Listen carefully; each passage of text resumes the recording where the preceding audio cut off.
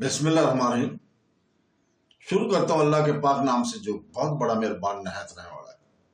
دوستوں، بہنوں، بھائیوں، بزرگوں، السلام علیکم۔ آج ہم اپنے چینل میں ایک بار پھر آپ کو خوش آمدید کرتے ہیں، جہاں ہم اسلامی طریقے بھولے ہوئے صفات کو زندہ کرتے ہیں اور ان ہیروز کو عزت دیتے ہیں جو ظلم کے خلاف ثابت قدم رہے۔ آج ہم ایک ایسے نام سے شروع کرتے ہیں جو مصر کی تاریخ میں چمکتا ستارہ ہے۔ وہ ہے شجر الدولہ، شجردار۔ اپنے اس اسلامی چینل پر ہر ہفتہ کو ہم اپنا پروگرام مسلمان خواتین جنگجوؤں کے لیے وقف کرتے ہیں۔ اسلام کی وہ غیر معمولی بیٹیاں جنہوں نے ثابت کیا کہ میدان جنگ صرف مردوں کے لیے مخصوص نہیں ہے۔ عرب کی صحراؤں سے لے کر شمالی افریقہ کے پہاڑوں تک جب بھی آپ نے لوگوں کی عزت اور اسلام کا وقار دو پر لگا تو ایمان والی عورتیں اٹھ کھڑی ہیں۔ وہ ہمیں یاد دلاتی ہیں کہ حقیقی طاقت ایمان سے آتی ہے اور یہ کہ جرت کوئی جنس نہیں جانتی۔ اسلامی طریق کی سنہری صفات میں اب ایسے نام موجود ہیں جو ستاروں کی طرح چمک رہے ہیں۔ ان ناموں میں ایک ایسی خواتین شامل ہے جس کی ہمت، حکمت اور عزم نے پوری قوم کی تقدیر بدل کر رکھ دی تھی۔ وہ کسی محل میں پیدا نہیں ہوئی اور نہ ہی اسے اقتدار وراثت میں ملا۔ اس نے اپنی زندگی کا آغاز اندھیرے میں کیا، پھر بھی وہ مصر کی ملکہ، اپنے لوگوں کی نجات دہندہ اور ایک جنگجو بن گئی جو اپنے وقت کی سب سے طاقتور صلیبی فوجوں میں سے ایک کے خلاف کھڑی تھی۔ یہ قابل ذکر خاتون کوئی اور نہیں بلکہ شجر الدر تھی، جسے موتیوں کا درخت کہا جاتا ہے۔ بہنوں، بھائیوں، بزرگوں، ایسے وقت میں جب 7ویں صلیبی جنگ نے مصر کو ٹکڑے ٹکڑے کر دیا ہو، دھمکی دی ہو، جب فرانسیسی بادشاہ لوئس نے اپنی فوجوں کے ساتھ مارچ کیا اور قوم خوف سے کانپ رہے تھے، شجر الدر لمبی کھڑے تھے۔ ایک حکمران کی حکمت اور ایک جنگجو کے دل کے ساتھ اس نے اپنے شوہر سلطان کی موت کو سالہ ایوب کے طور پر چھپایا، فوج کو متحد رکھا اور اپنے لوگوں کو یہ تاریخ اسلام کی سب سے بڑی فتوحات کی طرف لے گئی۔ دنیا دنگ رہ گئی جب صلیبیوں کو شکست ہوئی، ان کے بادشاہ کو گرفتار کر لیا گیا اور مصر محفوظ رہا۔ لیکن اس کی کہانی میدان جنگ میں ختم نہیں ہوتی۔ شجر الدر نے رکاوٹوں کو توڑا، مصر کا حکمران بن گئی، ایسی یادگار تعمیر کی جو آج بھی کھڑی ہیں اور اپنے پیچھے ایک ایسی وراثت چھوڑی جو اب بھی متاثر کرتی رہتی ہیں۔ اسلام کے خاتون جنگجو شجر الدر کے زندگی کے اس صبر میں ہمارے ساتھ رہے، جن کی جرت نے تاریخ کا رخ موڑ دیا۔ شجر الدر، جس کا نام کا مطلب ہی موتیوں کا درخت، اسلامی تاریخ میں ایک بہادر خاتون جنگجو، حکمران اور طاقت کی علامت کے طور پر ایک منفرد مقام رکھتی ہیں۔ وہ 1220 کے آس پاس پیدا ہوئی تھی۔ حالانکہ ان کی پیدائش کی صحیح تاریخ غیر یقینی ہے۔ اس کی جائے پیدائش مورخین کی طرف سے بحث کی جاتی ہے۔ کچھ لوگوں کا کہنا ہے اور خیال ہے کہ وہ ترک نژاد تھی، جبکہ دوسروں کا کہنا ہے کہ وہ ایک لونڈی کے طور پر مصر لانے سے پہلے آرمینیا یا وسطی ایشیا میں پیدا ہوئی۔ اپنی عاجزانہ شروعات کے باوجود وہ اپنی ذہانت، بہادری اور سیاسی مہارت کے ذریعے اقتدار میں آئی۔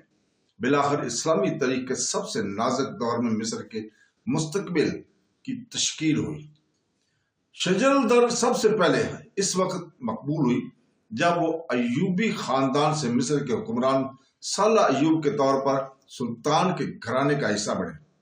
وہ بعد میں اس کی بیوی بن گئی اور اس کا گہرا اعتماد اور احترام حاصل کیا۔ ابن واصل اور المقرزی جیسے معاصر مورخین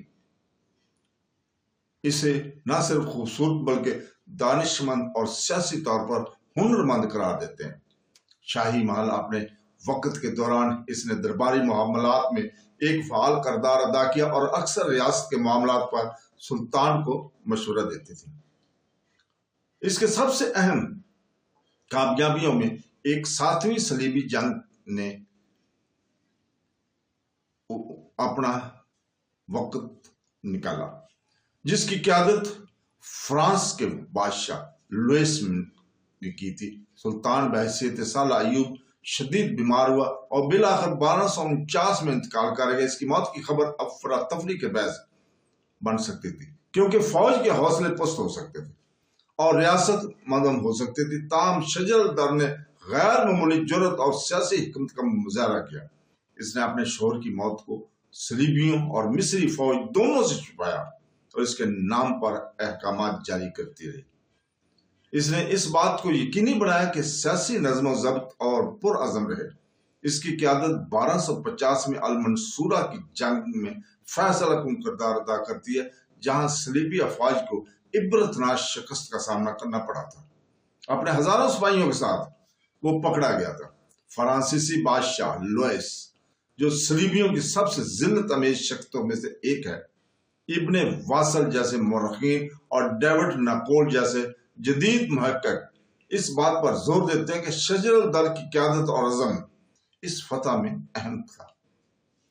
اس کے فوری طور پر فیصلوں اور اتحاد کو برقرار رکھنے کی صلاحیت کے بغیر صلیبی مصر کے خلاف اپنی مہم میں کامیاب ہو سکتے تھے۔ فتح کے بعد مصر کی سیاسی صورتحال ڈرامائی طور پر بدل گئی۔ سالہ ایوب کے طور پر سلطان کی موت اور فوری طور پر کوئی مضبوط جانشین دستیاب نہ ہونے کے بعد سرکردہ امیروں اور علماء نے شجر الدر کی قیادت کو تسلیم کیا۔ مئی 1250 میں انہیں باضابطہ طور پر مصر کی حکمران کے طور پر اعلان کیا گیا۔ یہ اسلامی تاریخ کے ایک نادر لمحہ تھا جب ایک خاتون نے سلطانہ کے خطاب سنبھالا۔ اس کے نام کے سکے چلائے گئے اور اس کی طرف سے مساجد میں نمازیں ادا کی گئی۔ یہ دونوں خود مختار کی روایتی علامتیں تھیں، تاہم اس کی حکمرانی مختصر مدت کے لیے تھی، جو بغداد کے عباسی خلیفہ کی مخالفت کی وجہ سے صرف 3 ماہ تک جاری رہی، جس نے ایک عورت کو مصر کا حکمران تسلیم کرنے سے انکار کر دیا تھا۔ عہدہ چھوڑنے پر مجبور ہونے کے باوجود شجر الدر نے اس بات کو یقینی بنایا کہ اس کی طاقت اور اثر و رسوخ برقرار ہے۔ اس نے عزل الدین ایبک سے شادی کی، جو مملوک کے ممتاز رہنماؤں میں ایک تھا اور مملوک خاندان کی بنیاد رکھنے میں مدد کی، جو مصر اور شام پر صدیوں تک حکومت کرے گی۔ مملوک بعد میں صلیبیوں اور منگولوں دونوں کو شکست دے کر اسلام کے محافظ کے طور پر جانے جاتے ہیں، اور ان کا اقتدار میں اضافہ اس عبوری دور کی دوران شجر الدر کے سیاسی فیصلوں کا مرہون منت ہے۔ تاہم اس کے بعد کی زندگی ذاتی اور سیاسی انتشار کا شکار ہے۔ شجر الدر اور ایبک کے درمیان شادی کشیدہ ہوگی کیونکہ اس نے طاقت کو مضبوط کرنے کی کوشش کی اور اس کے اثر و رسوخ کو دور کرنے کی کوشش کی۔ 1257 میں غداری کے خوف سے اور اپنے اختیار کو کم ہوتے محسوس کرتے ہوئے شجر الدر نے ایبک کے قتل کا حکم دے دیا۔ اس عمل نے مملوک لیڈروں میں غم و غصے کو جنم دیا اور وہ جلد ہی پکڑی گئی۔ المقرزی جیسے مورخین کے مطابق اسے 1257 میں کیرا میں ایبک کے گھرانے کے لونڈیوں نے مار مار کر ہلاک کر دیا تھا۔ شجر الدر کو کیرا میں ایک خوبصورت مقبرے میں دفن کیا گیا جو اس نے اپنے لیے بنایا تھا۔ شجر الدر کا مزار کیرا کے قلعہ کے قریب واقع ہے اور یہ ابتدائی مملوک فن تعمیر کے بہترین مثالوں میں سے ایک ہے۔ یہ مقبرہ اس کی شاہی حیثیت کی عکاسی کرتا ہے، جس میں پیچیدہ پتھروں کے کام، ایک گنبد اور خوبصورت قرآنی توشہ جات میں ہے۔ صدیوں کے دوران اس کا مزار مذہبی زیارت گاہ کے بجائے تاریخی یادوں کی جگہ بن گیا۔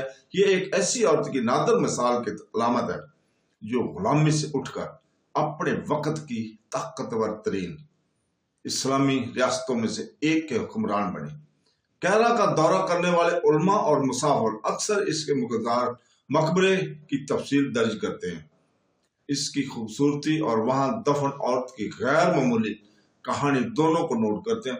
شجر الدر کی کامیابیاں بطور حکمران اس کے مختصر دور حکومت سے باہر ہیں۔ اس نے غیر ملکی حملے کے وقت مصر کو بچانے میں فیصلہ کن کردار ادا کیا تھا۔ ایوبی خاندان سے مملوک خاندان میں منتقلی کی رہنمائی کی، یہ ظاہر کیا کہ قیادت اور جرأت صرف صنف کے لحاظ سے محدود نہیں ہے۔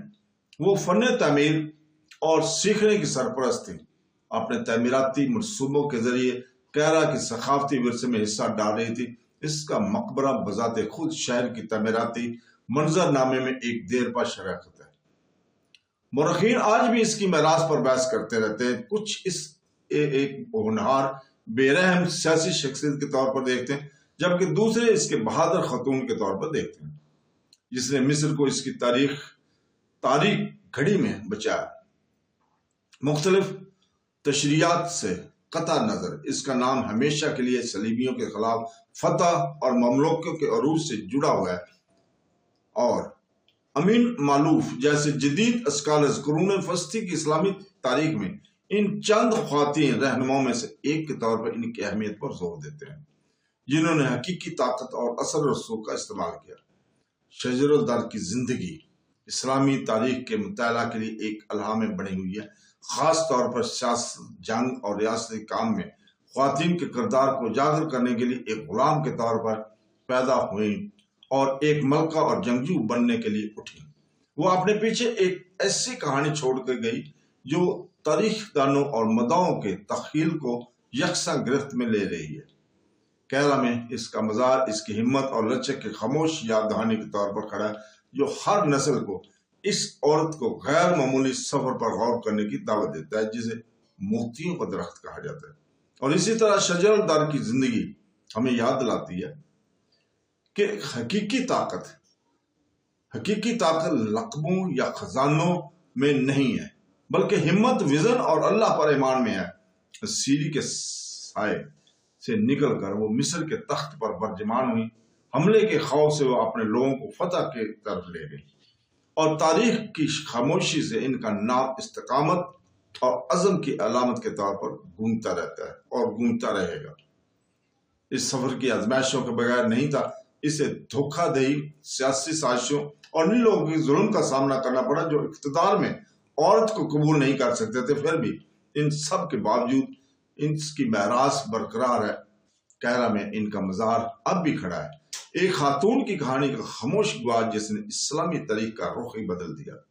جب ہم ان کی زندگی کے اس باب کو یاد بند کرتے ہیں تو آئیے شجر الدر کو نہ صرف ایک ملکہ اور جنگجو کے طور پر یاد کرتے ہیں، بلکہ ان کے تمام لوگوں کے لیے جو سچائی، انصاف اور ایمان کی خدمت کرنے کی کوشش کرتے ہیں، ایک تحریک کے طور پر یاد کرتے ہیں۔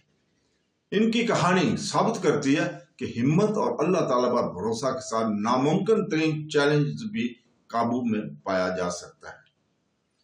تو دوستو، ہمارے ساتھ رہیں، کیونکہ ہم اسلامی جنگجوؤں پر اس سلسلے کو جاری رکھتے ہیں، جہاں ہم ان ہیروز، ان طاقتور انسانوں کی زندگیوں سے پردہ اٹھاتے ہیں جنہوں نے امت کی تقدیر کو تشکیل دیا۔ اس کے ساتھ ہی آج ہم اجازت چاہتے ہیں، کل تک کے لیے۔ کل انشاءاللہ تعالیٰ آپ کے سامنے پھر حاضر ہوں گے اس وقت، اور اسلامی اسکالر علی کشجی کی سوانحیات کو بیان کریں گے۔ ہم اللہ تعالیٰ سے دعا کرتے ہیں کہ وہ ہمیں قرآن پاک اور حدیث نبوی صلی اللہ علیہ وسلم پر عمل پیرا ہونے کی توفیق عطا فرمائے۔ آمین ثم آمین۔ اللہ حافظ۔